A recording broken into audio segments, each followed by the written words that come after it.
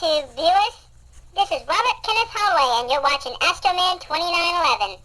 Now in this video I'd like to talk more about the moon throughout the houses. Now I'm going to try to go as fast and very blunt as I can throughout the houses. Now the influence of the moon really depends on other planets, because sometimes other planets may contradict the moon, but this is the rundown of the moon throughout the houses. So here we go. Moon in the first house. When you have the moon in the first house, your emotions and your intuition, what you really need, your needs and your wants, is mostly expressed by how people see you. You want the world to give you compliments, to give you encouragement, to give you that insight. You have this ideology, this need to be in the focus. Everything is about you, and you need that in your life. In the second house, there is a deep need to find a sense of security. Your emotions are based on what you have, what you possess, and what you can accumulate. You need that emotional that emotional need through a security blanket, basically. That's what the moon in the second house is all about, security blanket.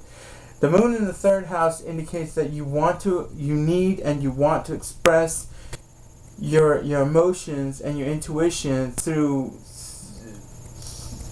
communications, through the way you're the type that would basically have a diary, or even a dreaming diary. You're the one who wants to have a connection towards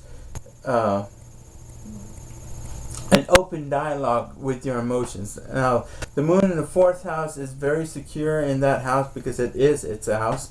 It's very domestic, and there's a need for family security, social security, friendship security. It's just basically a need for security in general.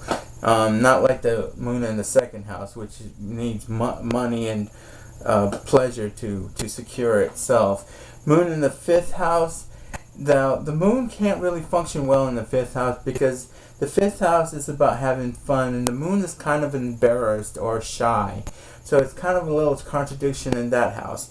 Moon in the sixth house has to do with, now I know these people get upset tummies when they have the moon in the sixth house, because whenever they get upset or they feel like they're not being loved or taken care of, they tend to get a little not narcissistic.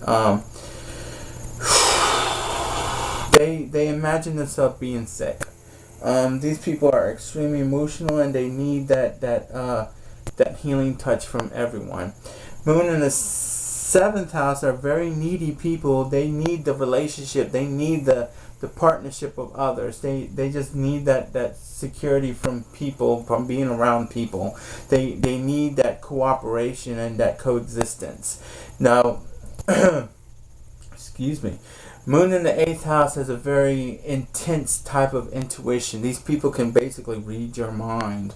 Now, I like to think of the moon, a full moon, with some of those like creepy looking sheets of clouds kind of like blocking them, because when it comes to emotions, they tend to hide it and keep it very dark inside, and very secretive.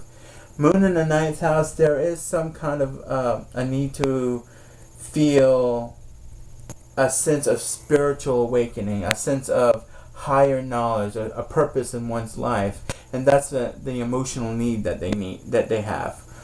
They want to be assured. They want to be assured of spiritual matters. You know, if they die, they'll go to heaven, kind of deal. Moon in the 10th house, these people like to start projects and like to associate themselves with their creativity, and their intuition is based on the hobbies that they do. You know, if these people are the type that would draw up pictures of their dreams, or make pictures of what they fantasy or what they dream up. Moon in the 11th house. These people are, and this is secure to me because I have the moon in the 11th house. these people, they make friends with females. They have a lot of female friends. They enjoy that social gatherings and stuff. They need to know that they're a part of a group, because to them they just feel secure in that kind of situation.